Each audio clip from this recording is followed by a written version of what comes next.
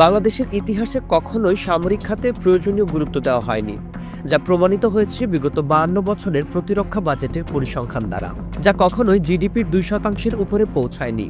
সামরিক নীতিমালা অনুসারে প্রতিবেশী দেশগুলোর সঙ্গে সমন্বয় রেখে প্রতিরক্ষা বাজেট নির্ধারণ করা উচিত। উদাহরণস্বরূপ, পাকিস্তান জিডিপির 2.9%, মিয়ানমার 3.5% এবং ভারতের প্রতিরক্ষা ব্যয় 2%, কিন্তু বাংলাদেশের ব্যয় জিডিপির মাত্র 1%, যা প্রতিবেশী দেশগুলোর তুলনায় অনেক কম। 1973 সালে প্রথমবারের মতো প্রতিরক্ষা বাজেট প্রণয়ন করা হয়, যার পরিমাণ ছিল মাত্র $50 বিলিয়ন, যা ছিল জিডিপির 0.6%।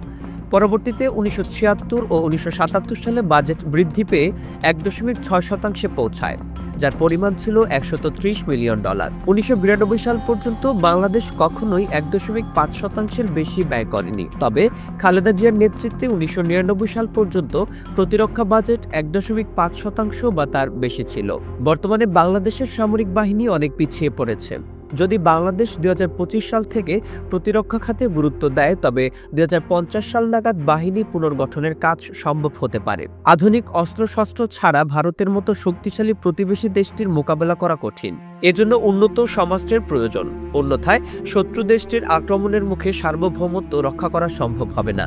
বাংলাদেশের মূল প্রতিপক্ষ হল ভারতের সামরিক বাহিনী। ভারতের আগ্রাসনের আশঙ্কা থাকলেও প্রতিরক্ষা বাহিনী পুনর্গঠন জরুরি, কারণ চীন যদি ভারতের বিরুদ্ধে আক্রমণ করে, তবে বাংলাদেশের অংশকে পূর্বাঞ্চলের 7টি রাজ্য রক্ষার জন্য প্রয়োজন হতে পারে। অর্থনৈতিকভাবে দুর্বল দেশের পক্ষে জিডিপির 4 থেকে 5% সামরিক খাতে ব্যয় করা সম্ভব নয়। তবে প্রতিরক্ষা বাজেট বৃদ্ধি না করলে বাংলাদেশের সার্বভৌমত্ব রক্ষা করা কঠিন হবে। যদি বাজেট 2% বৃদ্ধি পায়, তবে $8.5 বিলিয়ন বাজেট সম্ভব হবে, যা সামরিক বাহিনীর আকার বৃদ্ধির জন্য সহায়ক হবে। বর্তমান বাজেট $3.6 বিলিয়ন, যার মধ্যে $2 বিলিয়ন বাহিনীর বেতন এবং $1 বিলিয়ন রক্ষণাবেক্ষণে ব্যয় হয়।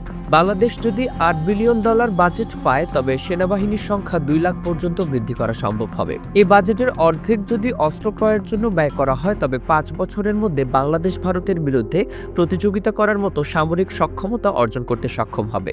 শেষে $20 বিলিয়ন অস্ত্র ক্রয়ের মাধ্যমে বাংলাদেশ 6 থেকে 8টি সাবমেরিন, 32টি যুদ্ধবিমান, দীর্ঘমাত্রার আকাশ প্রতিরক্ষা ব্যবস্থা এবং উচ্চ কর্মক্ষমতা সম্পন্ন ফ্রিগেট অর্জন করতে সক্ষম হবে। যদি প্রতিরক্ষা মন্ত্রণালয় এটি না করতে পারে, তবে বিকল্প উপায়ে অস্ত্র ক্রয় করা জরুরি। 52 বছর অবহেলার পর বর্তমানে বাংলাদেশের সার্বভৌমত্ব রক্ষা করা একটি বড় চ্যালেঞ্জ হয়ে দাঁড়িয়েছে।